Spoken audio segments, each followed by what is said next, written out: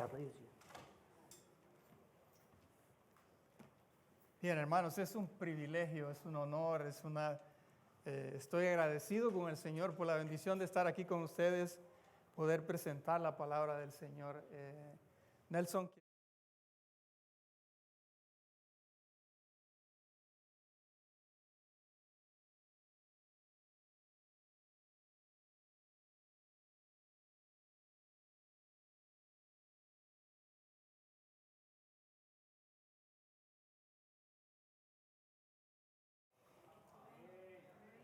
Es una bendición, hermanos.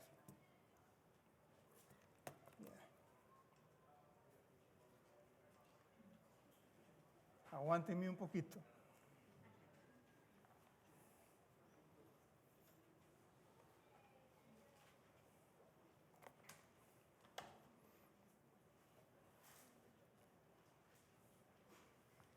Bien, hermanos, tengo una pregunta para ustedes. Lo que vamos a comenzar, hoy vamos a estar estudiando en el libro de Colosenses, en la carta del apóstol Pablo a los Colosenses, y les voy a pedir que hablan ahí sus Biblias. Busquen el capítulo 1, versículos 15 al 19, Colosenses 1, 15 al 19. Pero antes de comenzar, tengo una pregunta para ustedes. ¿Con qué frecuencia lee usted la Biblia? No me la contesten. ¿Con qué frecuencia lee usted la Biblia? Ahora, cuando yo le hago esa pregunta a usted, no quiero que piense si usted hace su devocional diario, no quiero que piense en esa lectura que hacemos diariamente. Agarramos un pasaje, lo leemos, meditamos en el pasaje o leemos la meditación que tiene el pasaje. Hay muchas, hoy día que hay tantas aplicaciones electrónicas, ¿no es cierto?, para leer el pan diario de cada día, la lectura diaria de cada día. No me refiero a esa lectura, me refiero a la lectura profunda de la palabra. Me refiero a aquella lectura en la cual usted se sienta a leer y a meditar qué es lo que el Señor dice en su palabra. Ese tipo de lectura, ¿saben? De acuerdo a una encuesta de un grupo que se llama Barna, que es un grupo que hace encuestas para la Sociedad Bíblica Americana. Ellos hicieron una encuesta de 10 años entre el 2011 y el 2021, una encuesta entre adultos que leen, escuchan o que oran la palabra de Dios o la Biblia al menos 3 o 4 veces al año aquí en los Estados Unidos. ¿Saben lo que encontraron? Que aproximadamente el 48% de las personas hacen eso, de las personas que leen. Ahora, la encuesta no dice si todos son creyentes, cristianos. Ahora, si es una encuesta de una sociedad bíblica, voy a asumir que son cristianos, ¿sí? Voy a asumir que son cristianos. Era lo que yo pensaba. Hace un par de años tuve la oportunidad de participar en el desarrollo de un taller para maestros de escuela dominical. Y saben, en el taller teníamos 19 participantes. Y tenía la intención yo de saber en realidad cuántos leemos la Biblia de forma regular, de forma diaria, de forma constante en nuestras vidas. ¿Saben lo que encontramos? Que un 58% de los que estábamos ahí, que eran maestros de escuela dominical, maestros de Biblia, solo el 58% dijo que leía la Biblia en forma regular. Solo el 58%. O sea, digamos que la mitad, pues, de los creyentes. Tenemos una gran audiencia hoy aquí, ¿verdad? Y según estas encuestas, pues no todos estamos haciendo lo que deberíamos hacer, ¿verdad? ¿Cuál era el deseo? Mire, vamos a estudiar hoy la carta a Colosenses, pero ¿cuál era el deseo de Pablo en su vida? El deseo era que el Dios de nuestro Señor Jesucristo le diera espíritu de sabiduría, de revelación en el conocimiento de Él y de conocer el amor de Cristo que excede todo conocimiento. Miren qué interesante, una de las alabanzas que cantábamos hoy, no hace mucho, dice que quiero conocerte. ¿De verdad queremos conocer al Señor? usted tiene que leer la palabra del Señor. Si lo quiere conocer, ese era el deseo profundo. Pablo tenía un deseo profundo de conocer a Cristo, del poder de su resurrección, la participación de sus padecimientos, llegando incluso a ser semejante a Él en su muerte. Así dice Pablo. Llegando a ser incluso semejante a Él en su muerte. Ahí en la carta a Filipenses dice eso. Porque la Biblia es primordialmente el libro sobre el Señor Jesucristo. El Antiguo Testamento, ¿saben lo que encontramos ahí? La preparación para la venida de ese Cristo al que nosotros estábamos cantando hoy en la mañana. ¿Sí? Ese es el Antiguo Testamento. Los evangelios, vamos al Nuevo Testamento. ¿Qué es lo que presentan los evangelios? Lo presentan como el Dios encarnado que viene a este mundo a salvar a los pecadores. Cantábamos eso también esta mañana, ¿no es cierto? ¿Sí? Eso es lo que presentan los evangelios. Las cartas, ¿qué es lo que presentan las cartas? La obra de la teología de Cristo y la personificación de Cristo en su cuerpo. ¿Cuál es su cuerpo? ¿Cómo define qué es lo que dice la Biblia acerca del cuerpo de Cristo? ¿Qué es el cuerpo de Cristo? Ustedes aquí, nosotros, la iglesia. Ese es el cuerpo de Cristo.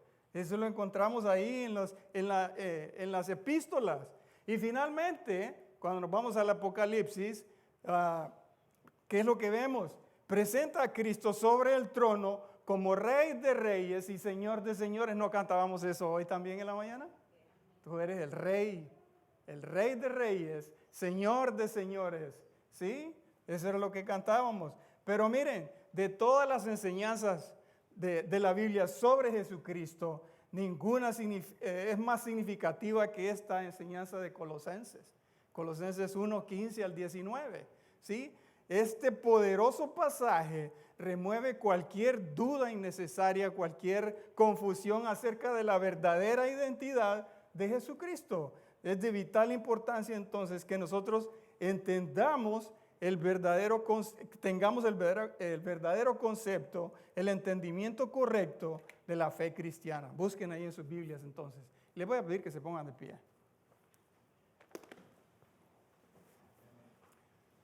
Colosenses 1,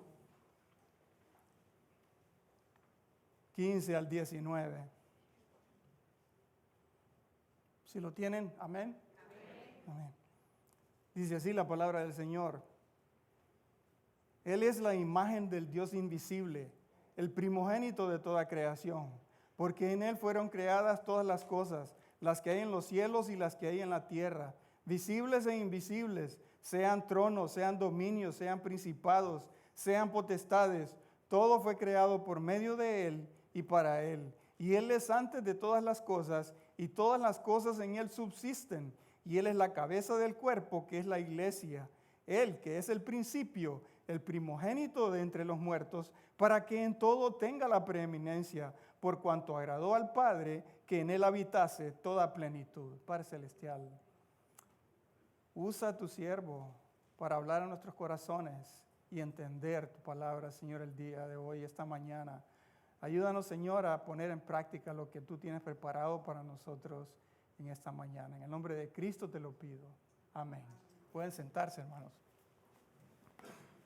¿Sabe por qué Pablo escribió esta carta a los colosenses? El apóstol Pablo recibe él estaba preso, estaba en Roma preso, y él recibe una visita de uno de sus colaboradores y le trae un reporte de esta iglesia que él no conoce. ¿Sí? Él no conocía a los miembros de esta iglesia, pero su colaborador Epafras le trae un reporte, y le trae un buen reporte de la iglesia, de los hermanos, de la fidelidad de los hermanos y de la salud espiritual de ellos. Y Pablo se alegra mucho, pero a la vez el Epafras, que trae el reporte para él, le hace ver a Pablo acerca de los problemas que hay en la iglesia. No eran problemas de pleitos ni era un problema mucho más profundo. Era que la cultura de la que estaba rodeada esta iglesia se estaba infiltrando en la iglesia. ¿Sí? Los pensamientos de la gente de los inconversos, los pensamientos de la cultura griega se estaban infiltrando en la iglesia. Y otra cosa también, los pensamientos erróneos de los judaizantes. Y era una mezcla terrible de herejías que había ahí, ¿verdad? Mucha herejía que amenazaba a la iglesia de los colosenses giraba alrededor de la persona de Jesucristo. Fíjense, ese era el gran problema. Los herejes, en primer lugar, negaban, ¿verdad?, su humanidad. La sola idea de que Dios pudiera venir a este mundo en carne era una locura para ellos. ¿Qué dice Pablo acerca de los que no tienen el Espíritu de Dios? Cuando leen la Biblia, ¿qué dicen que ven? Que es locura, ¿verdad? Pues esto era lo mismo, no entendían, porque para ellos es locura. No podían entender que Dios se pudiera encarnar, se pudiera hacer hombre, como nosotros no podía ser. Para ellos entonces tampoco podían creer en su divinidad. Miren qué terrible, ¿verdad? Jesús no era adecuado entonces para la salvación, porque para la salvación, esa era otra de las cosas que ellos decían, era necesario adquirir un conocimiento exterior, un conocimiento incluso oculto, ¿verdad? Y que no todos lo podían tener, ese conocimiento. Eran secreto, místico, que iba más allá del Evangelio de Cristo. Pablo rechaza enfáticamente todas estas herejías en los primeros 3 capítulos de su carta a los Colosenses. Pero este pasaje, Pablo revela la verdadera identidad del Señor al verlo en relación a 4 cosas. Y eso es lo que vamos a ver en esta mañana, ¿verdad? Pablo ve al Señor Jesucristo, lo muestra en relación a Dios, en relación al universo, en relación al mundo invisible y en relación a su iglesia, ¿sí? Eso es lo que Pablo muestra aquí. ¿Cuál es la relación de Jesucristo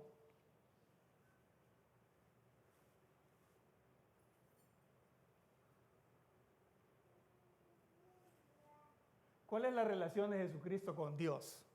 Mire el versículo 15. Él es la imagen del Dios invisible, el primogénito de toda creación. Mire qué cosa, este es un pasaje, este versículo es interesante, porque las 2 afirmaciones en realidad son un rompimiento de la lógica humana. ¿Saben lo que es una imagen? Es una representación de algo, ¿no es cierto? Pero lo que está diciendo el pasaje ahí es que Él es la imagen del Dios invisible. Es la imagen de algo que no se ve, es lo que está diciendo, ¿verdad? ¿Cómo podemos entonces tener la imagen de algo que no se ve? Eso es una contradicción.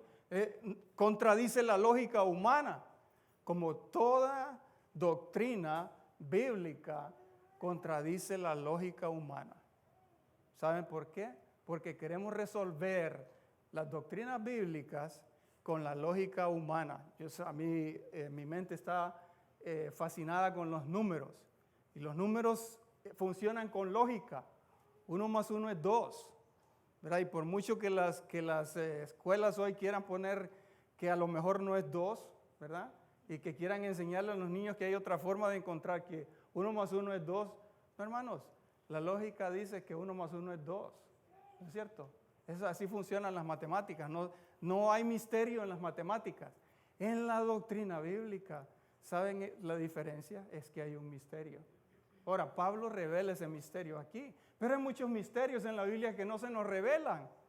Daniel, cuando estaba escribiendo su libro, ¿sí? Él hubo cosas que no entendió y le dijo, Señor, oye, ¿qué es esto? Anda, Daniel, séllalo porque eso no es para ti. Es un misterio. El misterio era, y así hay otros misterios. La salvación no es un misterio, hermanos. Y como dice la Biblia, ¿quién es el que salva? ¿Cómo somos salvos? Somos salvos por gracia, porque por gracia soy salvo, ¿no es cierto? ¿Quién es el que escoge?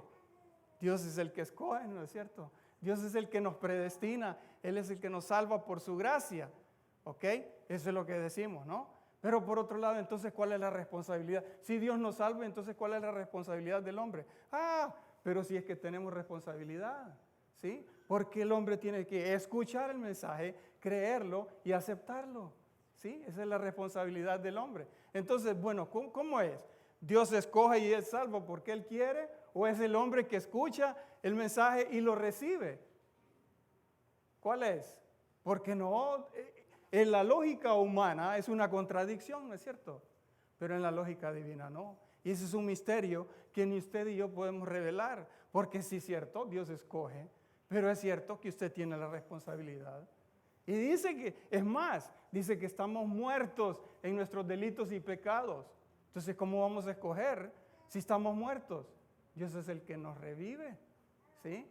Y así aceptamos al Señor. ¿Cómo funciona eso? Ese es un misterio. Y así hay muchos otros misterios. Este es un misterio también. ¿Cómo es que es la imagen de algo que no se ve?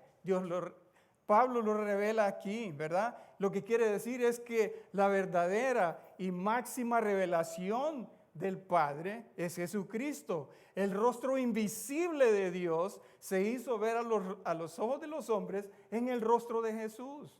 El mismo Jesús le dice a Felipe, ¿se acuerdan cómo Felipe le pregunta al Señor Jesucristo? Muéstranos al Padre. Caramba, Felipe, has estado tres años conmigo. ¿Cómo me dices que te muestre al Padre? El que me ha visto a mí, ha visto al Padre. ¿Verdad? Él es esa imagen, ese rostro, del rostro invisible de Dios. Él es la revelación, la representación, la manifestación de Dios, completa y final. Él es el Dios encarnado. Jesús dijo que Él es antes que Abraham. Pablo dice que Cristo es Dios por sobre todas las cosas.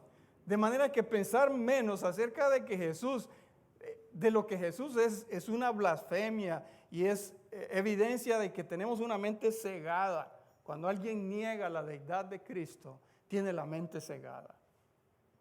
¿Verdad? No puede decir eso. Es una herejía. Tiene la mente cegada por Satanás, dice la Biblia. Dice Pablo ahí en 2 Corintios. Ahora, fíjense, esa es una afirmación. Y la otra afirmación también es un problema. Miren cómo dice. ¿Cómo dice el pasaje? El primogénito de toda creación. Cuando pensamos en el primogénito, veo muchos niños aquí. ¿Sí? ¿Quiénes tienen primer nacido? ¿Quién tiene por lo menos un niño aquí? Vi una cantidad enorme de niños a propósito. ¿Sí? Esa es una cosa... estoy maravillado de ver tantos niños, de verdad, y que estén creciendo aquí en la iglesia. Pero que si usted tiene más de un niño, normalmente el primero es que primogénito. Y pensamos en el primer nacido como el primogénito, pero la Biblia aquí tiene otro significado para el primogénito. Es un título, ¿verdad? Porque el primogénito en la cultura judía era el que recibía, el que tenía la responsabilidad de cuidar de los bienes del padre, de los bienes de los padres, ¿verdad? Era el que tenía la responsabilidad de ejercer, de administrar los bienes. Y esto se ve muy claramente en la historia de Jacob y Esaú. ¿Se recuerdan la historia de Jacob y Esaú? ¿Cómo Esaú perdió su primogenitura? ¿Dejó de ser el primero? No, ¿verdad? Él siguió siendo el primer nacido. Pero lo que perdió fue su posición, su responsabilidad, ¿sí? Perdió sus privilegios. La palabra primogénito se refiere a la prioridad de ser el primero, pero también hace referencia a la soberanía y en este caso del Señor Jesucristo, la soberanía sobre toda la creación. Entonces, Jesucristo no es el primer ser creado, ¿no es cierto? Él está sobre toda la creación.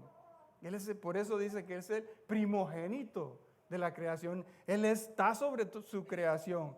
Entonces lo que vemos aquí es que lo que acabamos de cantar, Jesucristo es Dios, es Rey de reyes, Señor de señores y reina sobre toda su creación.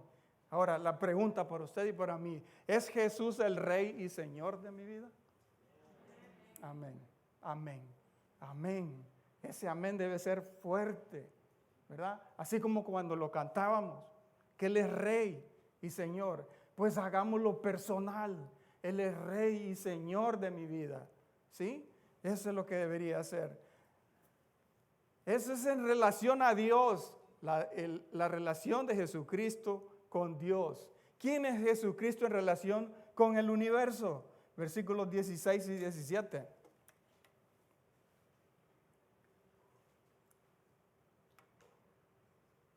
Versículos 16 y 17. ¿verdad? Porque en Él fueron creadas, vamos a leer nuevamente, en Él fueron creadas todas las cosas, las que hay en los cielos y las que hay en la tierra, visibles e invisibles. Me voy a saltar una parte ahí. Todo fue creado por medio de Él y para Él, y Él es antes de todas las cosas, y todas las cosas en Él subsisten. ¿Saben este pasaje?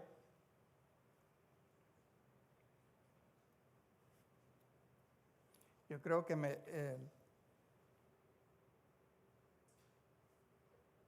es la siguiente vista, ¿verdad?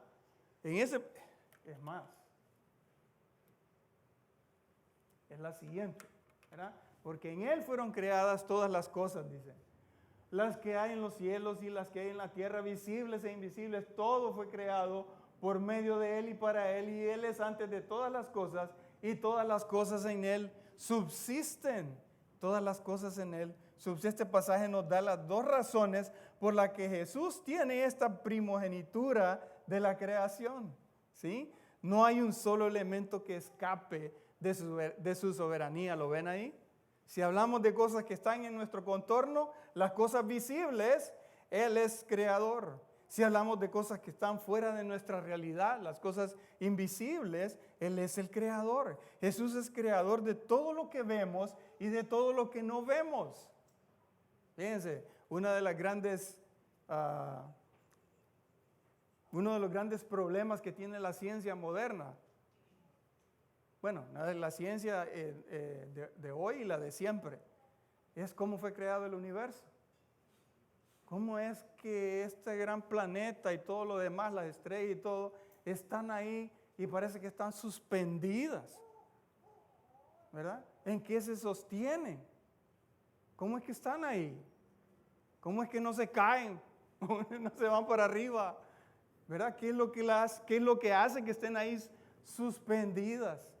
¿Sí? Él es antes de todas las cosas. Todo fue creado por medio de Él y para Él. Fíjense, el énfasis que se hace aquí es que Él es el alfa y la omega, el principio y el fin, ¿verdad? Él es antes de todas las cosas, una declaración enfática de su preexistencia. Y finalmente dice que en Él todas las cosas subsisten. Ahí anda la gente, los científicos diciendo, no, es que hay una materia oscura o una energía oscura que es lo que sostiene todo. ¿Qué es lo que dice la palabra? En Él todas las cosas subsisten. Él es el que sostiene la creación. Él es el que sostiene este planeta aquí donde estamos. Él es el que nos sostiene a usted y a mí. ¿Sí? Él es el que nos da vida y el que nos sostiene. ¿Sí? En Él todas las cosas subsisten. Es decir, que en Él Él es el que pone armonía, unidad a la creación. Eso es lo que hace que la creación sea algo organizado, armónico. Por ahí andan también con el Big Bang, ¿no es cierto? Que el Big Bang, ¿saben lo que es? Una gran explosión. Por favor, ¿qué es lo que resulta de una explosión? Destrucción. Destrucción, caos, ¿no es cierto? Muerte, ¿sí? Eso es lo que produce una explosión. Sin embargo, nosotros vemos en este mundo armonía, ¿sí? Armonía, vemos todo bien organizado, todo bien hecho, ¿verdad? Como dijo Dios allá en la creación. Y vio Dios todo lo que había hecho y fue bueno en gran manera. Bueno en gran manera, ¿no es cierto? ¿Verdad? Él es el que sostiene todas las cosas y en Él todas las cosas subsisten. Bueno, ya no se puede decir más. Aquí tenemos una declaración completa de lo que es Jesucristo. Es la imagen perfecta de Dios. Él es el creador del universo y todas las cosas en Él subsisten. Ya nos podemos ir para casa, ¿no es cierto? No, espérenme. Todavía no. Pablo sigue aquí con su carta. Mire, las cosas visibles, pero también habla de las cosas invisibles. Jesucristo en relación con el mundo invisible, ese que tanto nos intriga a nosotros, ¿no es cierto? Miren cómo dice ahí el versículo 16, sean tronos, sean dominios, sean principados, sean potestades. Ese es el mundo invisible, ¿verdad? Ahora, en la lista de lo que ha sido creado en Cristo, Pablo incluye una jerarquía. La mayoría de los especialistas, de los teólogos, entienden que de lo que está hablando aquí es de una jerarquía angélica. Fíjense, Pablo usa este mismo lenguaje en su carta a los Efesios también, ¿verdad? Pero aquí no debemos buscar una explicación fantástica sobre lo que es cada uno de estos ángeles. Aquí lo que debemos entender nosotros es que Pablo reconoce que estos seres espirituales en quienes parece que los colosenses confiaban, porque esa era parte de la herejía también que circulaba dentro de ellos, ¿sí? Que Dios, ¿saben cuál era parte de la herejía? Que Dios, el ser superior y supremo, que era uno, ¿sí? Y que lo que él tenía eran emanaciones. Los ángeles eran unas emanaciones inferiores a Dios, y entre los cuales también estaba Jesucristo, que era una emanación de Dios, inferior a Dios, ¿sí? Y que por lo tanto había sido creado por Dios, ¿sí? Esa era parte. Pero, y ellos, como confiaban en los ángeles y le daban culto a los ángeles, ¿verdad? Parece que eso era lo que pasaba con los colosenses, que confiaban en estos ángeles. Pero aquí Pablo lo que está diciendo es que estas no son potencias metafísicas independientes, sino que están destinadas a ser sometidas a Cristo, porque todo fue creado por medio de Él y para Él. Los ángeles incluidos, los ángeles y todas estas potestades, ¿sí? Las escrituras son claras. Miren, Jesucristo no es un ángel. Yo sé que ahí en el Antiguo Testamento encontramos esa expresión, pero ¿cómo dice la expresión? El ángel de Jehová. Es muy diferente a los ángeles. Ese ángel de Jehová es diferente a los ángeles, ¿sí? Él no es un ángel, sino que es el creador de los ángeles. Él está por sobre los ángeles, quienes de hecho le adoran y están bajo su autoridad. ¿Está usted bajo la autoridad del Señor Jesucristo? Los ángeles también, ¿verdad? La relación de Jesús con el mundo invisible, ¿verdad? Como su relación con el mundo visible prueba que Él es Dios. ¿Entendemos que Jesucristo es Dios? Amén, amén, ¿verdad? Ahora, somos su iglesia. ¿Cuál es la relación de Jesucristo con su iglesia? Con la iglesia. Versículo 18.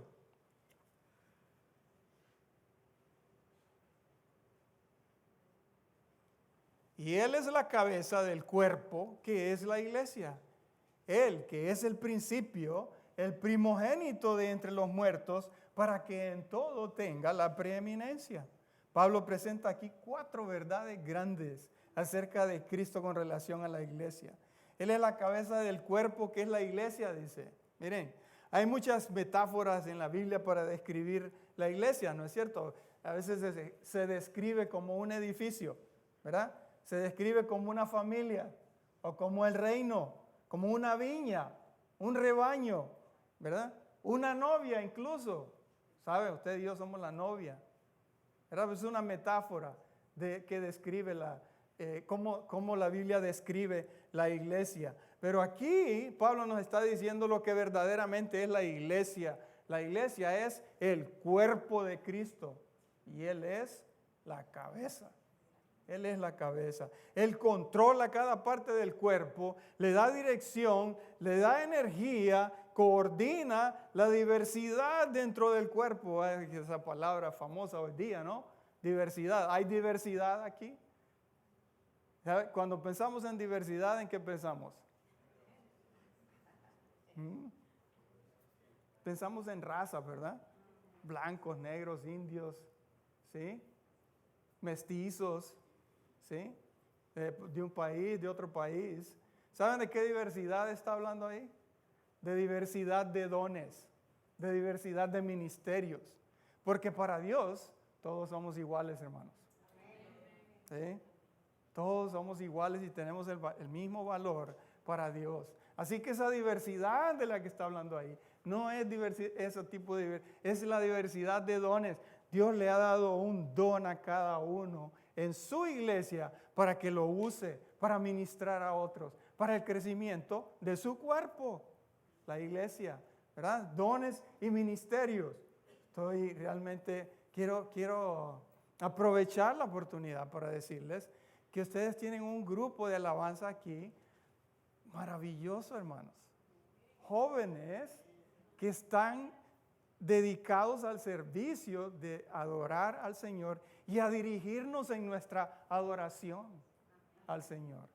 Y que de ustedes deben orar por estos muchachos para que el Señor los siga usando y los guarde de todas estas herejías, porque estas herejías de las que Pablo está hablando aquí no eran de hace 2000 años y son de hoy también. ¿Sí? ¿Acaso no hay herejes que niegan la deidad de Cristo hoy día? Hay cultos hoy día que niegan la deidad de Cristo, ¿verdad? Él es la cabeza del cuerpo, Él es el principio. La iglesia tiene su origen en Jesús.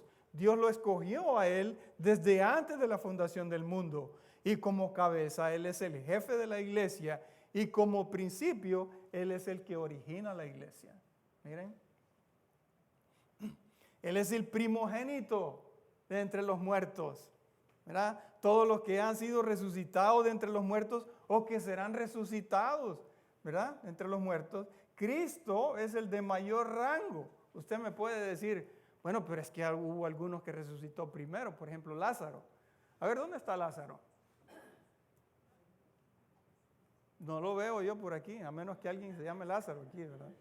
Pero será otro Lázaro, porque Lázaro que relata la Biblia, aunque el Señor Jesucristo lo resucitó, volvió a morir. El Señor Jesucristo resucitó, Él es el primero de resurrección y Él es el que tiene la preeminencia sobre la resurrección porque Él resucitó y vive, hermanos.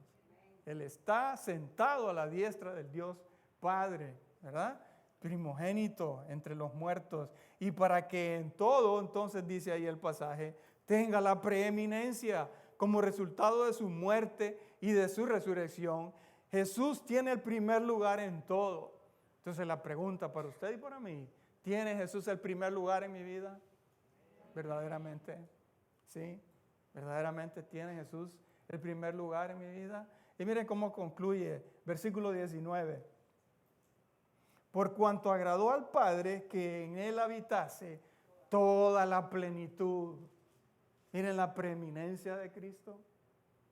Miren la preeminencia. Usted y yo no necesitamos ángeles para ser salvos. Olvídese de andar haciendo oraciones al ángel de la guarda.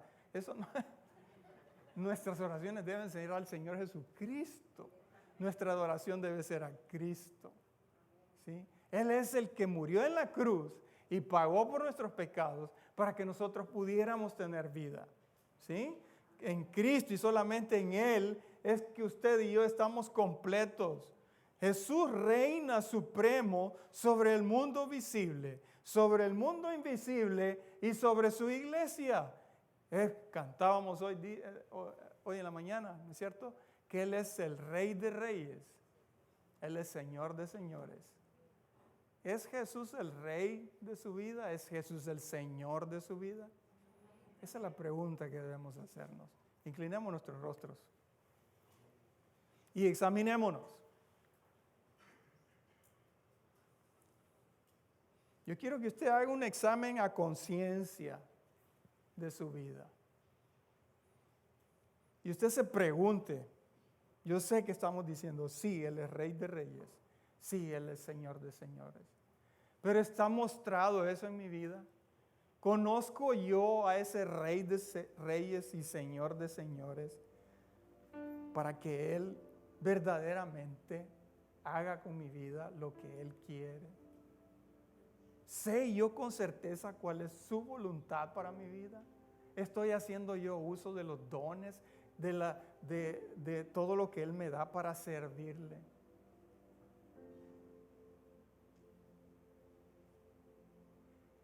A lo mejor está usted analizando y dice, Señor, yo reconozco que tú eres el Rey de Reyes y Señor de Señores de mi vida. pero yo no he estado viviendo mi vida de acuerdo a tu voluntad. ¿Quiere usted consagrar su vida al Señor y decirle, Señor, aquí está mi vida, haz con ella lo que tú mejor te parece? Yo quiero consagrar mi vida a ti.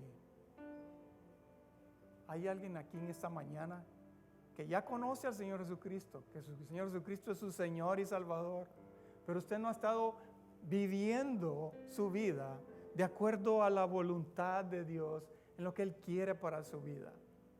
Él no es verdaderamente el primer lugar en su vida, pero usted quiere esta mañana que el Señor sea verdaderamente el primer lugar, que sea el Señor, el Rey de Reyes de su vida. ¿Hay alguien esta mañana que quiera levantar su mano y decir, Señor, yo quiero consagrar mi vida a ti? ¿Hay alguien esta mañana que en su corazón sabe que no ha aceptado a Cristo como su Señor y Salvador? Que el Señor Jesucristo no es el Señor de su vida. Que quiere decir, Señor, reconozco que soy pecador. Reconozco que no puedo salvarme por mí mismo. Ven a mi corazón, límpiame, sálvame, dame vida eterna. ¿Hay alguien esta mañana que quiera aceptar al Señor Jesucristo como su Señor, como su Salvador? ¿Alguien quiera levantar la mano y decir, Señor, yo te entrego mi vida, sé tú el Señor de mi vida?